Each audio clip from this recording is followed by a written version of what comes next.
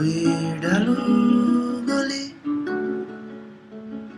বাঁশ বাগানের পথ পেরিয়ে চলে, ওই কেজে দাঁড়িয়ে নৌকো বাঁধা ঘাট পেরোতে বলে, ছায়া ছায়া ওই কায়া কোথায় যাওয়া জানতে, হাতটাকে ধরে রাখে নিচুলো প্রান্তে, বর্ষা হোক বৃষ্টির সাহারা। ও